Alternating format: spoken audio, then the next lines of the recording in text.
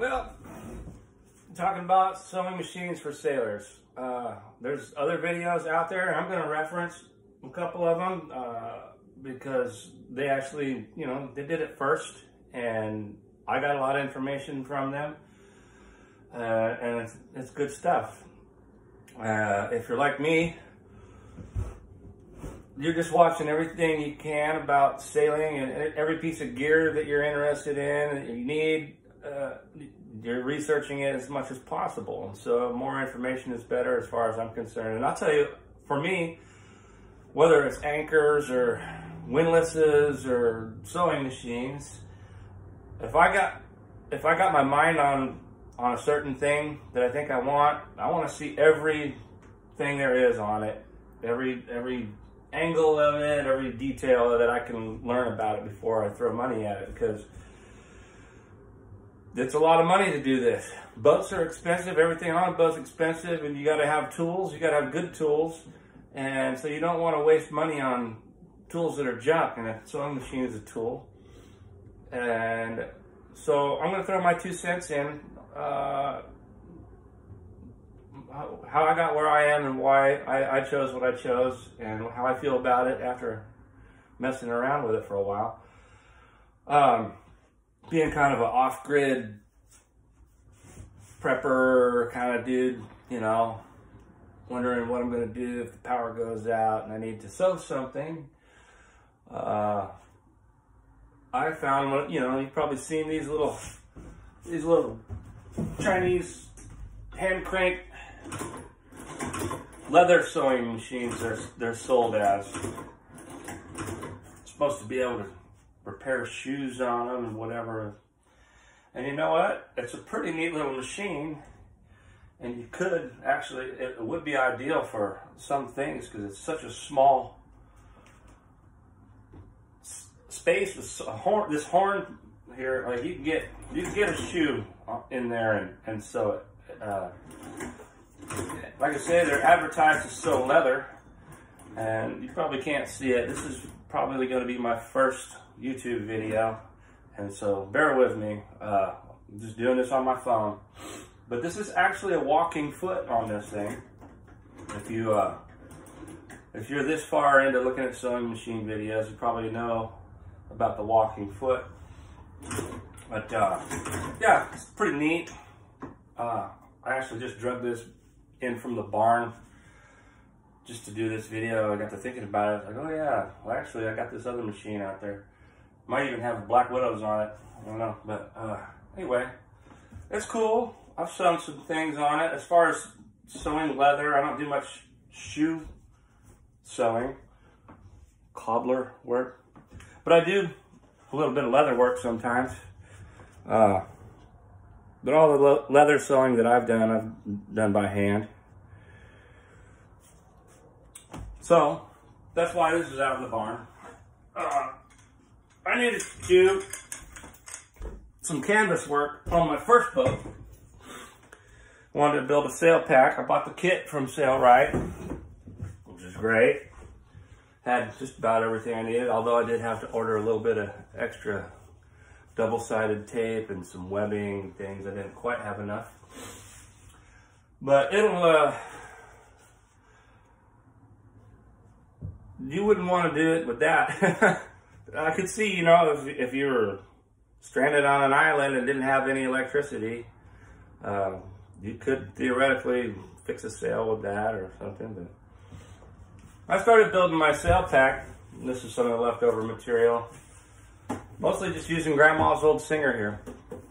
And these are, there's a million of these out there. You can find them in the thrift stores. I've got another one out in the garage. It's called Brother. It's the same machine. It'll do it all day long. Multiple layers of sunbrella canvas, and the struggle toward the end, you start getting into multiple layers and doubled up edges. But you can crank through it with this little old wheel on there, and it'll do it. And to its credit, I've horsed on it quite a bit, and nothing ever broke. I got through most of that project, but toward the end, I'd already decided that if I'm going to be doing more of this stuff, and I am. That's why I'm sitting here now. I'm gonna have to get a better machine. So then we'll start looking at sail rights and things like that, right? And if you start looking at sail rights, pretty soon you'll discover the knockoffs of sail rights. And this is pretty much the same machine in every way, other than some of the parts are manufactured in different places and to different standards. And you know, Sailrite sells a polished up version of this that they back up with good customer service.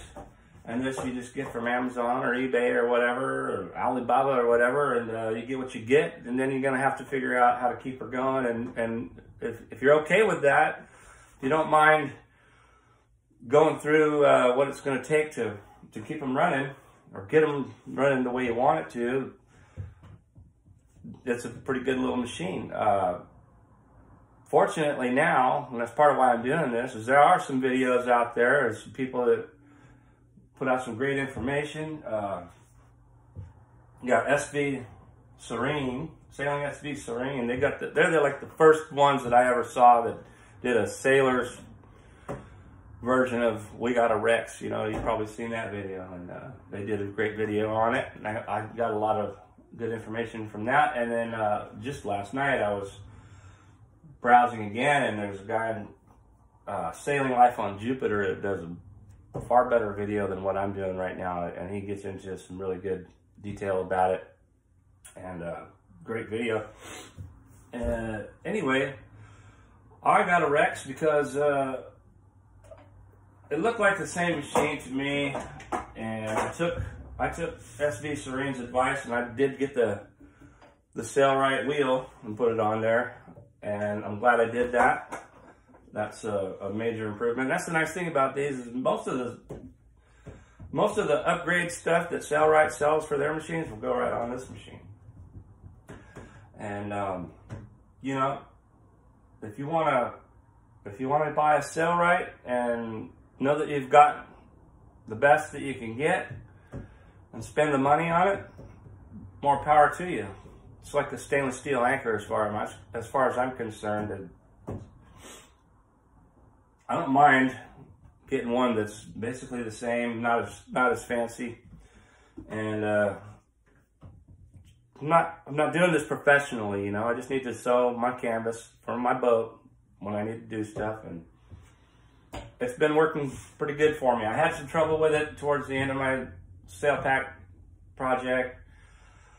Started skipping stitches and got really frustrated with it, and I haven't drug it out in months.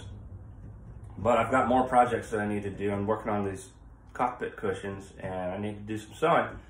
So that's how I discovered Sailing Life on Jupiter, and just about the time I was ready to start, because Sailrite does some pretty good videos about it too.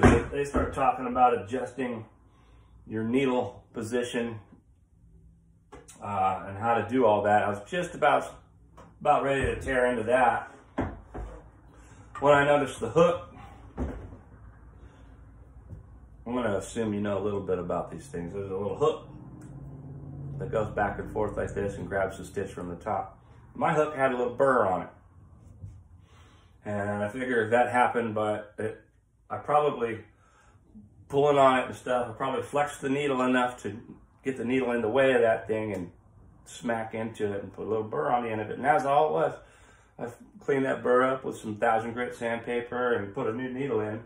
Could have been a bent needle too. And she's going now. What else can I say about it?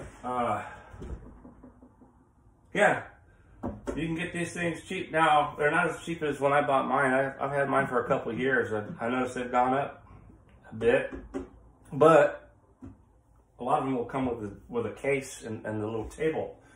I'm gonna have to buy one of those, and they're like 66 bucks on Amazon. Because I'm too lazy to build one. Actually, I just don't have time because I have so many projects going all the time. I just buy a $66 case for it. Rather, I was going to build one out of plywood and fiberglass it and paint it. You got to know when to how to prioritize. Good little machine. So far, so good. Anyway, that's my 2 cents on it, and good luck to you. And if you want to sell right, buy a sell right, or get one of these.